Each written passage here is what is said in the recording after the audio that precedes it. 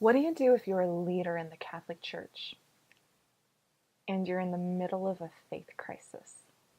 Hi, I'm Natalie. This is the Ezra Project. Faith crisis among ministry leaders isn't always talked about. After all, we're the ones that people tend to come to when they're struggling, when they have big questions or problems. We aren't supposed to be the ones who are struggling. But when we are struggling, when we continue to teach and to proclaim the gospel, it can be agonizing and it can leave you feeling like you're the biggest hypocrite.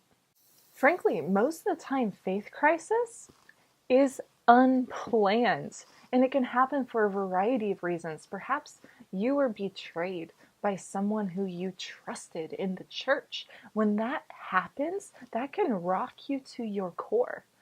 Or maybe you just slowly started drifting away from prayer, you slowly started drifting away from theological study, and then you woke up one day and realized that you just don't care anymore. Or what if you actually did start studying and you stumbled across some good questions, questions that have deeply disturbed your faith, and you know the questions are good and you know that they deserve good answers, and try though you might, you cannot find those answers. If you're a ministry leader who's going through a faith crisis, you might be going through a variety of emotions right now. You might be feeling very hurt, angry, confused. You might be experiencing a sense of despair or feeling like you're the world's biggest hypocrite. You might even feel arrogant or prideful, and almost certainly feeling shame and sadness. Or at least those are the emotions that I experienced when I went through my first crisis of faith. Here are some tips that I found extremely helpful when I was navigating faith crisis in my life. Tip number 1, seek out people who are holier and smarter than you because you have good questions and they deserve good answers. But find somebody who has a greater spiritual maturity and hopefully are operating at least on your intellectual level, if not higher, because they will be able to handle those difficult questions and be able to guide you as you struggle through this. What I'm saying is pick on somebody your own size. Don't go to the people that you are ministering to, because chances are is that they are still very spiritually immature. Their faith is young and it's vulnerable, and you could scandalize them by going to them with those questions. So go to somebody who can handle it. And let me give you an example. I'm the oldest of 6 children, and I'm 10 years older than my baby brother. And when he was very young, he was unfortunately the victim of some of merciless teasing on my part. I often tossed him into the lake. I was much bigger and stronger than him. There were things that I would say. Once we told him that actually the whole family is from another planet and that we're all aliens, our house was actually a rocket ship, and that we hadn't told him when he was younger because he just wasn't prepared to handle that kind of revelation. But now we were all returning to our true home and he needed to be prepared to meet his new alien family. It was cruel. It was cruel. And the thing is that I remember watching his face was I was telling him this as a young child, and he was really struggling with this knowledge because he trusted me as his older sister. He wanted to believe what I was saying, but something just felt off and he couldn't put his finger on it.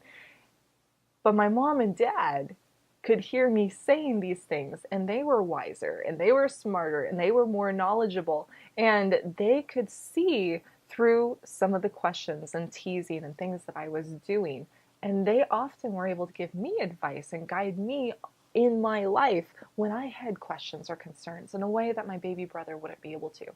But here's the thing. The people that you are ministering to someday might be able to handle those questions and concerns in the future as they continue to grow and develop in their own faith. Just like my baby brother is now 6'3" and about 210 pounds of pure muscle. I live in fear every single time that he and I walk near a body of water together because because I know that he's harboring thoughts of revenge for all the times that I threw him into the lake when he was a little boy.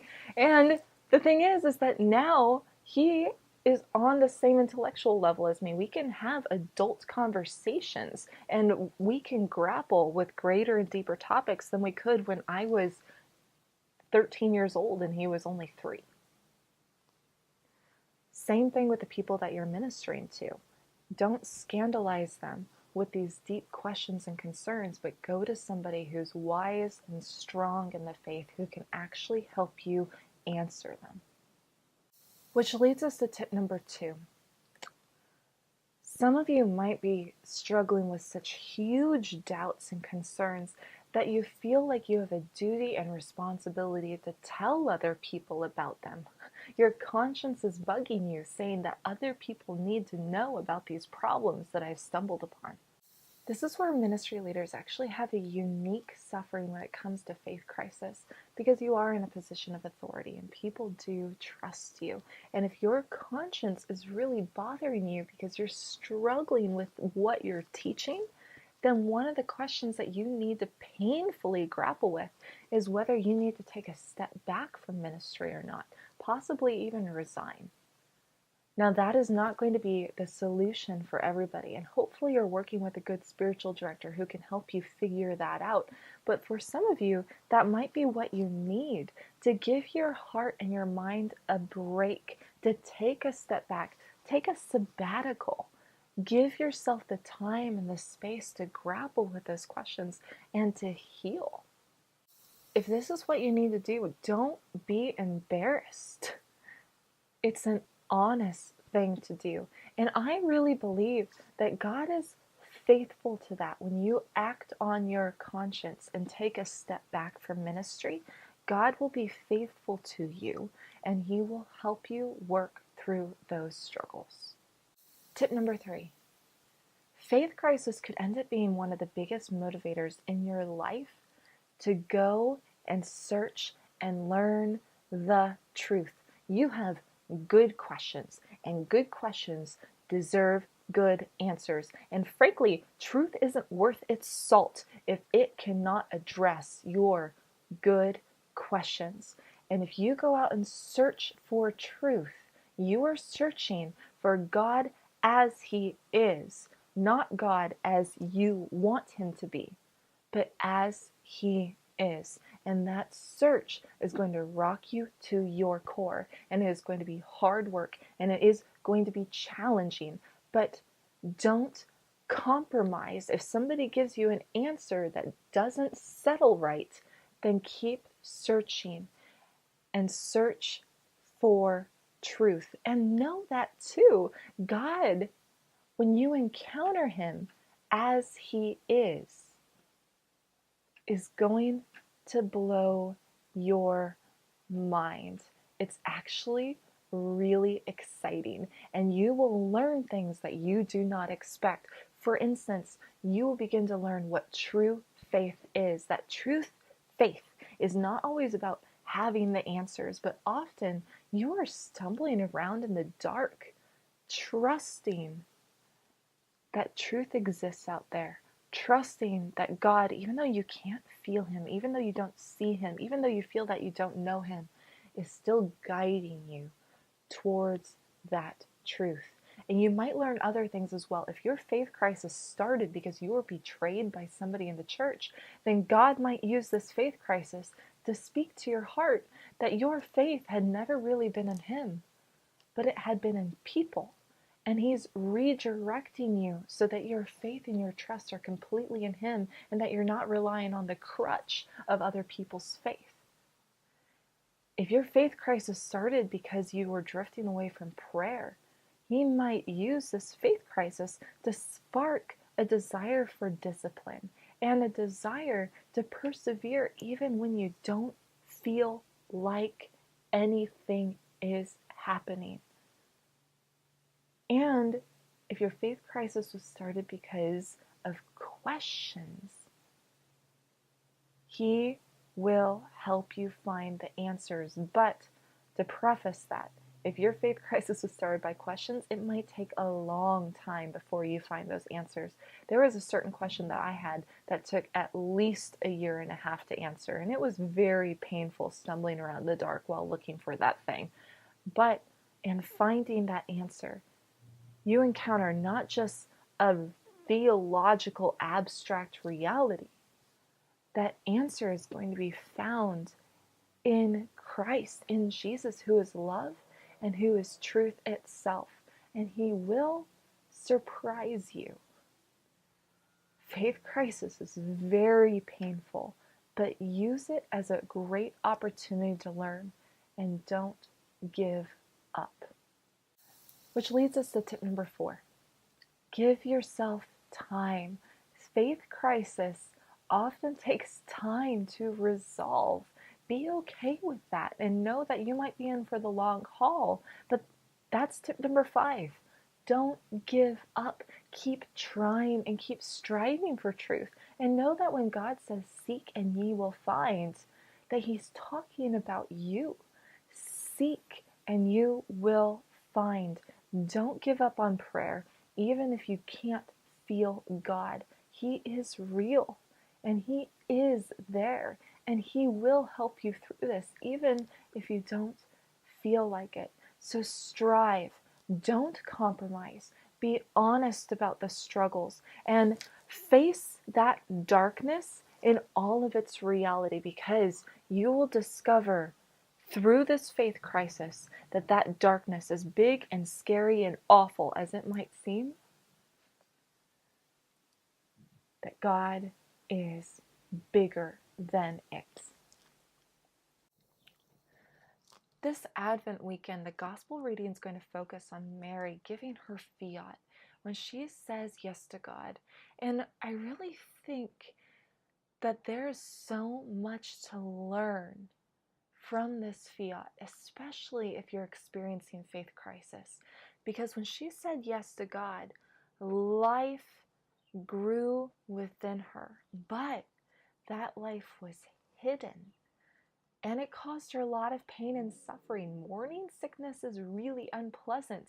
And also, too, as that life continued to grow, when other people saw it, they might have seen only shame and struggle and suffering. She was only an unwed mother. Same thing with faith crisis.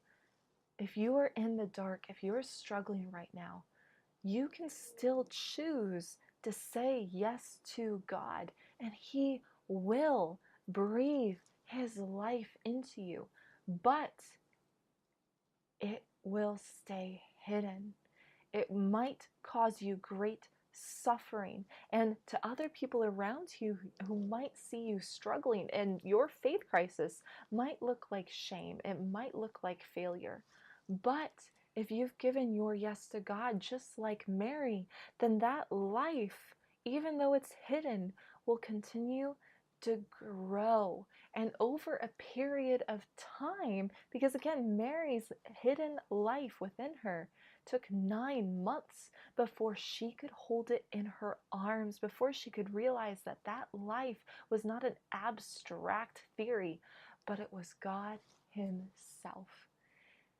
His life, if you say yes to him, will grow inside of you, even if you can't see it, and even if it causes a lot of suffering, because God is real.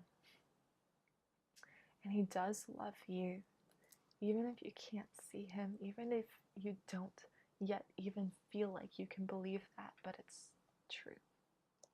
This Advent, just keep diving into that darkness and say yes to God, because he will breathe his life into you, even if it's hidden, even if it causes you a lot of hurt. And that life will continue to grow as you continue to strive and to struggle to search for truth. And he will be faithful to you in that search for truth, because he is real and he sees how hard you are trying. And he will come to meet you where you are. And someday you will see him as he is. Not as maybe other people have told him he is, who he is, Maybe not as you want him to be, but you will see him and meet him as he is, and he will be greater and more beautiful and more wonderful than anything that we can grasp or imagine right now. That is the promise of Christmas. If you're searching for more encouragement or support, like us on Facebook, subscribe on YouTube, and know that I am praying for you. I'll see you next week. God bless.